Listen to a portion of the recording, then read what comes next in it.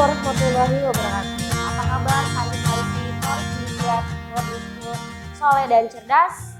Semoga kalian semua dalam keadaan sehat walafiat ya. Kembali lagi dengan Bunila dalam pembelajaran bahasa Indonesia. Setelah kemarin kita belajar tentang teks berita bagian pertama, sekarang kita akan lanjutkan pada teks berita bagian kedua. Sebelumnya, Bunila akan menyampaikan tujuan pembelajaran kita pada hari ini. Yang pertama, siswa mampu mengidentifikasi informasi dalam teks berita.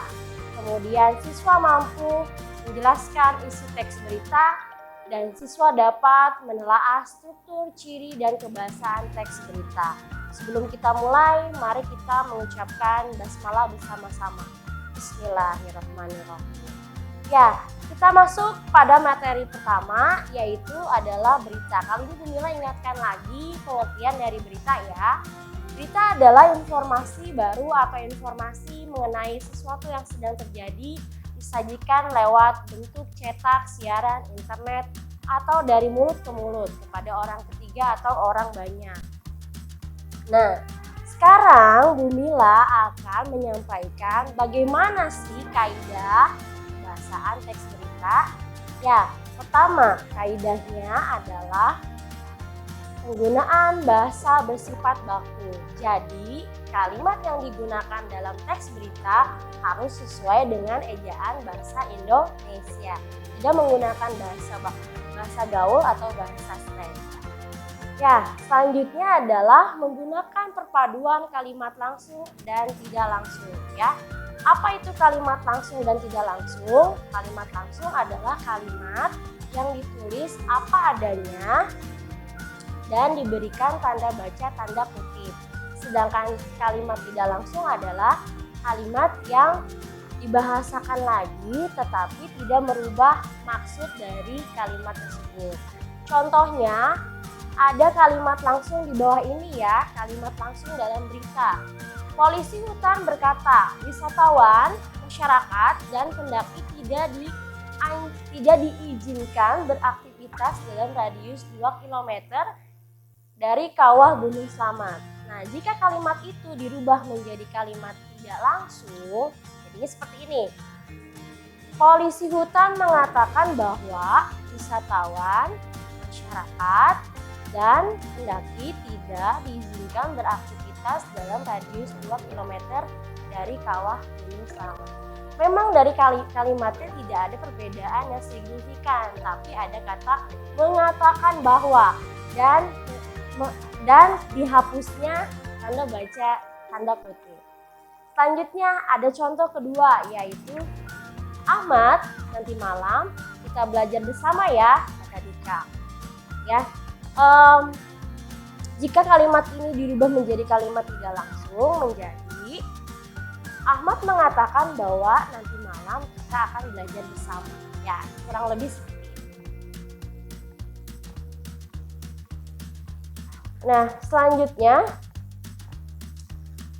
menggunakan kata kerja mental atau kata kerja yang menerangkan aktivitas mengindrai, berpikir, atau merasa.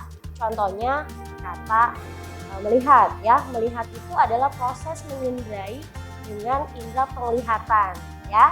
Kemudian mengerti ya. Mengerti itu adalah hasil dari berpikir ya. Kemudian merasa ya. Merasa itu juga contohnya ada kata khawatir, resah, senang, dan sebagainya. Contoh kalimatnya sebagai berikut. Mereka memikirkan solusi untuk keluar dari peristiwa-peristiwa yang memilukan itu ya. Ada kata memikirkan di situ ya. Memikirkan adalah proses berpikir. Selanjutnya ya, menggunakan keterangan waktu dan tempat. Contohnya, gempa dengan kekuatan 5,4 skala Richter menerjang Maluku pagi ini ya. Keterangan waktunya itu kata pagi ini ya, dan tempatnya itu adalah Maluku. Ya, selanjutnya yaitu adalah menggunakan konjungsi temporal ya. Apa itu konjungsi? Ya, konjungsi sudah kita bahas di kelas 7. Konjungsi adalah kata hubung, sedangkan konjungsi temporal adalah kata hubung yang digunakan untuk menentukan urutan waktu. Contohnya kemudian, sejak, setelah, awalnya, akhirnya, dan lain-lain. Contoh kalimatnya adalah sekitar pukul 12.15 WIB, Sabtu 13 Maret 2019, langit Riau tampak mendung. Tak lama kemudian hujan yang diharapkan masyarakat akhirnya turun. Ada kata akhirnya di situ dan kemudian adalah menyatakan konjungsi temporal. Nah, lalu bagaimana dengan struktur teks berita? Ya, kemarin kita sudah singgung ya struktur teks berita. Di antaranya ada 4, yaitu kepala berita atau headline, teras atau lead, tubuh atau body, kaki atau leg. Ya, kepala berita atau headline berisi tentang tajuk atau judul. Nah, ini ditulis secara menarik dan ditulis dalam huruf besar ya. Kemudian teras atau lead adalah paragraf pembuka berisi intisari dari berita tersebut. Kemudian tubuh atau body berisi tentang pemaparan secara khusus, secara rinci. Ya, 5W 1H berita tersebut, dan kaki atau leg adalah kesimpulan atau penegasan ulang. Ya, contohnya ya kalian bisa lihat kembali di halaman 10. Jangan lupa dibaca bukunya ya. Ya, selanjutnya Bu Mila juga ingin kalian mempelajari ya materi yang ada di halaman 18 sampai 20.